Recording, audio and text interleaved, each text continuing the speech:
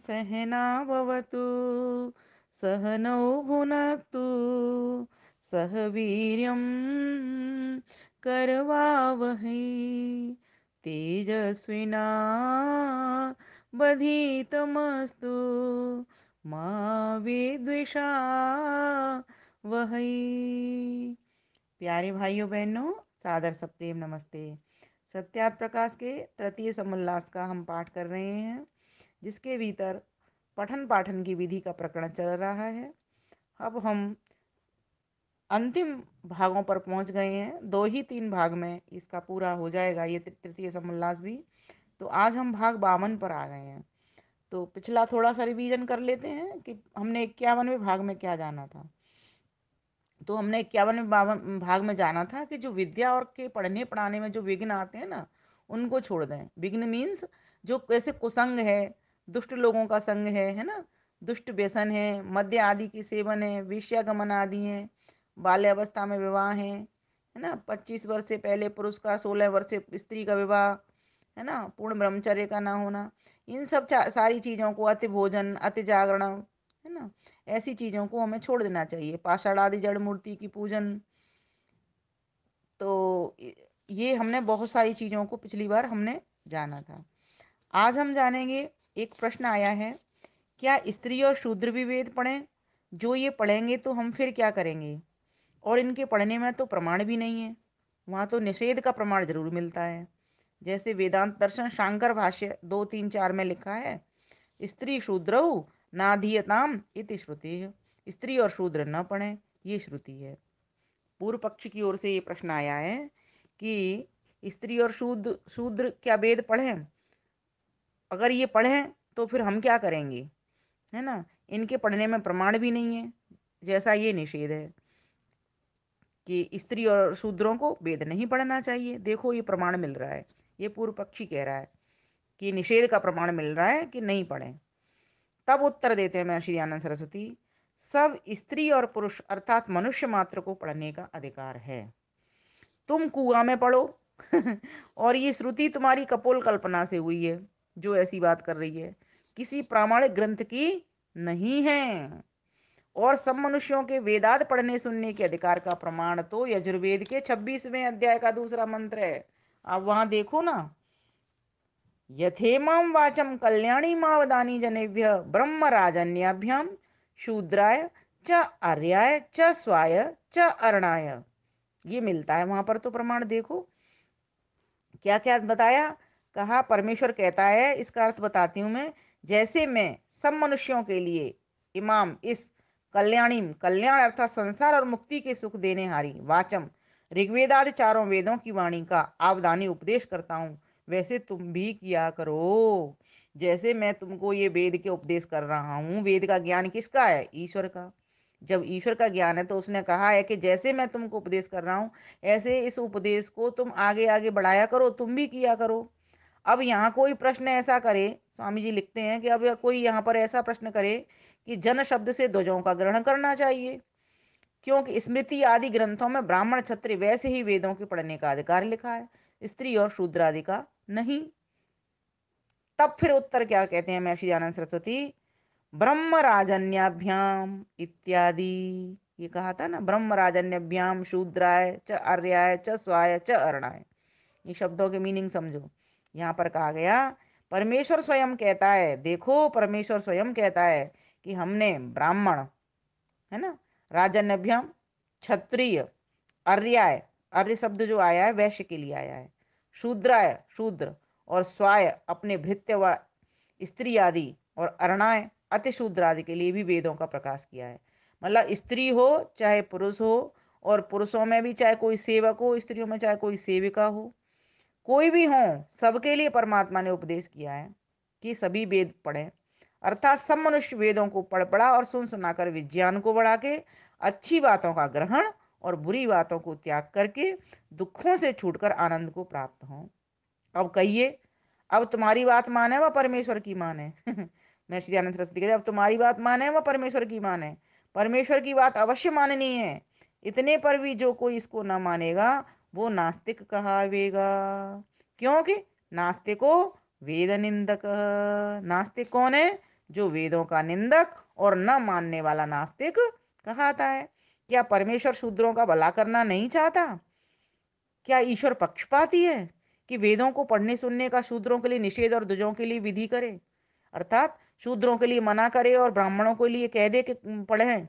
जो परमेश्वर का अभिप्राय शूद्र आदि के पढ़ाने सुनाने का न होता तो इनके शरीर में फिर वाक और श्रोत्र इंद्रिय क्यों रचता? इतनी बढ़िया बात कही यहाँ पर। उनको वाणी नहीं देता लेकिन उनको तो वाणी दी है। उनको कान नहीं देता लेकिन उनको तो कान दिए हैं कि कानों से खूब इसका श्रवण करो, वाणी से कुछ बोल बोल करके खूब पढ़ो इसको। तो इसका मतलब सबके लिए है ना ज्ञान तो परमेश्वर का। जैसे परमात्मा ने पृथ्वी, जल, अग्नि, वायु, सूर्य, चंद्र और अन्न आदि पदार्थ सबके लिए बनाए हैं, वैसे ही वेद भी सबके लिए प्रकाशित किए हैं। और जहाँ कहीं इसका निषेध किया है वहां पर तो यह अभिप्राय समझना चाहिए कि जिसको पढ़ने पढ़ाने से कुछ भी ना आवे, पढ़ने की मना थोड़ी है, लेकिन अगर पढ़ा पढ़ा रहा है एक अध्यापक, अगर बच्चों को पढ़ा रहा है और वो पढ़ रहे हैं तो पढ़ने की तो मना नहीं है, लेकिन उसकी समझ में नहीं आ रहा, वो नहीं पढ़ सक रहा, तब वो शूद्र कहावेगा, मतलब मूर्ख कहावेगा। इसका मतलब ये नहीं है कि शूद्रों को पढ़ने का अधिकार नहीं है, अधिकार तो है उनको, लेकिन अब वो अब नहीं पा रहा, ना समझ पा रहा। तो यही कह रहे हैं कि वो जिसको पढ़ने पढ़ाने से कुछ भी ना आवे वह निर्बुद्धि और मूर्ख होने से शूद्र कहता है। उसका पढ़ना पढ़ाना व्यर्थ है। और जो स्त्रियों के पढ़ने का निषेध करते हो वो तो तुम्हारी मूर्खता, स्वार्थता और निर्बुद्धिता का ही प्रभाव है। देखो, मैं प्रमाण देता हूँ वेद में कन्याओं के पढ़ने का प्रमाण। अथर्ववेद का उन्होंने मंत्र लिया है। ब्रह्मचर्येण कन्या युवानम विंदते पतिम। जैसे लड़के ब्रह्मचर्य सेवन से पूर्ण विद्या और सुशिक्षा को प्राप्त होके युवती विदुषी अपने अनुकूल प्रिय समान स्त्रियों के साथ विवाह करते हैं, वैसे कुमारी ब्रह्मचर्य सेवन से वेद आदि शास्त्रों को पढ़ पूर्ण विद्या और उत्तम शिक्षा को प्राप्त युवती होके पूर्ण युवावस्था में अपने सदृश प्रिय विद्वान पूर्ण युवावस्था युक्त पुरुष को विंदते प्राप्त होवे। इसलिए स्त्रियों को भी ब्रह्मचर्य और विद्या का ग्रहण अवश्य करना चाहिए। प्रश्न किया क्या स्त्री लोग भी वेदों को पढ़ें? तो उत्तर देते हैं महर्षि आनंद सरस्वती, अवश्य। देखो, श्रौत सूत्र आदि में देखो, इमं मंत्रम पत्नी पठेत, अर्थात स्त्री यज्ञ में इस मंत्र को पढ़े। जो वेद आदि शास्त्रों को न पढ़ी होवे तो यज्ञ में स्वर सहित मंत्रों का उच्चारण और संस्कृत भाषण कैसे कर सके? भारतवर्ष की स्त्रियों में भूषण रूप गार्गी आदि वेद आदि शास्त्रों को पढ़ के ही पूर्ण विदुषी हुई थी। यह शतपथ ब्राह्मण में स्पष्ट लिखा है। भला जो पुरुष विद्वान और स्त्री अविदुषी और स्त्री विदुषी और पुरुष अविद्वान हो तो नित्य प्रति देवासुर संग्राम घर में मचा रहे ना, फिर सुख कहाँ? इसलिए जो स्त्री न पढ़े तो कन्याओं की पाठशाला में अध्यापिका क्यों कर हो सकें? तथा राजकार्य, न्यायाधीश आदि गृहश्रम का कार्य जो पति को स्त्री और स्त्री को पति प्रसन्न रखना, घर के सब काम स्त्री के अधीन रहना इत्यादि काम बिना विद्या के अच्छे प्रकार कभी ठीक से नहीं हो सकते। कितनी बढ़िया बात महर्षि दयानंद सरस्वती ने कहा। जिसको ज्ञान होता है वही घर को अच्छी प्रकार से चला पाता है। तो जो पढ़ा लिखा होगा, जो पढ़ेगा, वो अपने घर को अच्छा बना सकता है। जो पढ़ेगा ही नहीं, मूर्ख ही है, उसको पता ही नहीं है कैसे घर की व्यवस्था, क्योंकि वेद के भीतर सारा ज्ञान लिखा हुआ है। घर को, समाज को, राष्ट्र को, विश्व को किस प्रकार से सुंदर बना सकते हैं, ये सारी विद्या वेद के भीतर भरी हुई है। तो महर्षि आनंद सरस्वती लिखते हैं, देखो, आर्यावर्त के राजपुरुषों की स्त्रियां धनुर्वेद अर्थात युद्ध विद्या भी अच्छी प्रकार जानती थीं, क्योंकि जो न जानती होती तो कैकई आदि दशरथ आदि के साथ युद्ध में क्यों कर जा सकती और युद्ध कर सकती। इसलिए ब्राह्मणी को सब विद्या, क्षत्रिय को सब विद्या और युद्ध तथा राज विद्या विशेष, वैश्या को सब व्यवहार विद्या और स्त्री को और शूद्रा को पाक आदि सेवा की विद्या अवश्य पढ़नी चाहिए। शूद्र को भी जो भोजन बनाने की सेवा तो सीख ही लेनी चाहिए, विद्या तो सीख ही लेनी चाहिए। इसका मतलब क्या हुआ? क्योंकि भोजन बनाने की भी कला, पोछा लगाने की, झाड़ू लगाने की भी कला है, जो सेवा है, जो करने वाली महिलाएं हैं घरों में काम कर रही हैं वो भी वेद पढ़ी लिखी होंगी तो अच्छी तरीके से कर पाएंगी, अच्छी सेवा दे पाएंगी, भोजन अच्छा बना पाएंगी। जैसे पुरुषों को व्याकरण, धर्म और अपने व्यवहार की विद्या न्यून से न्यून अवश्य पढ़नी चाहिए, वैसे स्त्रियों को भी व्याकरण, धर्म, वैद्य, गणित, शिल्प विद्या तो अवश्य ही सीखनी चाहिए, क्योंकि इनके सीखे बिना सत्य असत्य का निर्णय, पति आदि से अनुकूल वर्तमान अर्थात अच्छा व्यवहार, यथायोग्य संतानोत्पत्ति, उनका पालन वर्धन और उत्तम शिक्षा करना, घर के सब कार्यों को जैसा चाहिए वैसा करना कराना, वैदिक विद्या से औषधवत अन्न पान बना और बनवाना नहीं कर सकती, जिससे घर में रोग कभी ना आवे और सब लोग सदा आनंदित रहें। शिल्प विद्या के जाने बिना घर का बनवाना, वस्त्र आभूषण आदि का बनाना बनवाना, गणित विद्या के बिना सबका हिसाब समझना समझाना, वेदांत शास्त्र विद्या के बिना ईश्वर और धर्म को न जान के अधर्म से कभी नहीं बच सकते। तो जो भी धर्म का ज्ञान है और वस्तु विशेष का ज्ञान है, वो सब कहाँ से मिलता है?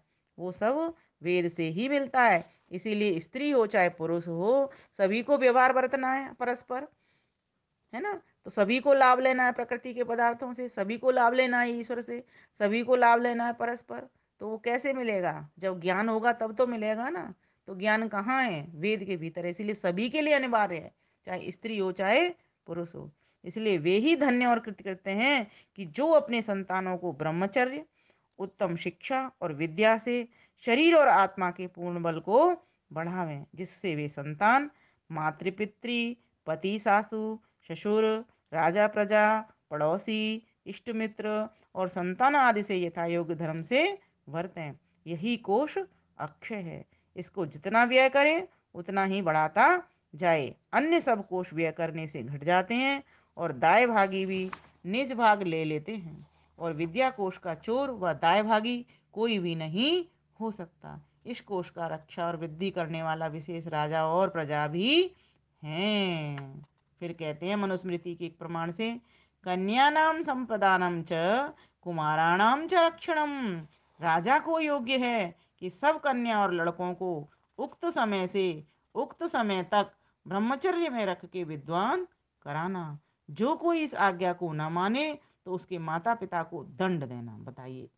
और अर्थात राजा की आज्ञा से 8 वर्ष के पश्चात लड़का व लड़की किसी के घर में न रहने पावे। अगर कोई ऐसा माता पिता करता है तो राजा उनको दंडित करे। बताइए, देखो कितना अच्छा विधान है ये। किंतु आचार्य कुल में रहें, जब तक समावर्तन का समय न आवे तब तक विवाह न होने पावे। तो हमारे 16 संस्कारों में एक समावर्तन संस्कार भी होता है। फिर कहा, एक और प्रमाण दिया, सर्वाशा सर्वेशामेव दानानाम ब्रह्मदानम विशिष्यते, वार्यन्य गो महिवासस्तिल का कांचनम सर्पिषा सर्पिषाम। संसार में जितने भी दान हैं अर्थात जल, अन्न, गौ, पृथ्वी, वस्त्र, तिल, सुवर्ण और घृत आदि, इन सब दानों से वेद विद्या का दान अति श्रेष्ठ है। इसलिए जिससे जितना बन सके उतना प्रयत्न और धन का विद्या की वृद्धि में व्यय किया करें, जिससे देश में यथा योग्य ब्रह्मचर्य, विद्या और वेदोक्त धर्म का प्रचार होता है। वही देश सौभाग्यवान होता है। यह ब्रह्मचर्य आश्रम की शिक्षा संक्षेप में लिखी गई। इसके आगे चौथे समुल्लास में समावर्तन, विवाह और गृहस्थाश्रम की शिक्षा लिखी जाएगी। इत श्रीमद् दयानंद सरस्वती स्वामिकृते सत्यार्थ प्रकाशे सुभाषा विभूषिते शिक्षा विषये तृतीयः समुल्लासः संपूर्णः। तो इस प्रकार से ये पठन पाठन विधि का तीसरा समुल्लास सत्यार्थ प्रकाश का आज यहाँ पर संपन्न होता है। परमात्मा से प्रार्थना करती हूँ हम सब के भीतर भी ये ज्ञान आवे कि हम अभी अपनी संतानों को उत्तम बनाने के लिए वेद विद्या का अर्जन करवावें, गुरुकुलों में प्रवेश दिलवावें, ब्रह्मचारी बनावें, चरित्रवान बनावें, जिससे हमारा राष्ट्र पुनः मैं उठे। आप सभी का बहुत बहुत धन्यवाद। नमस्ते।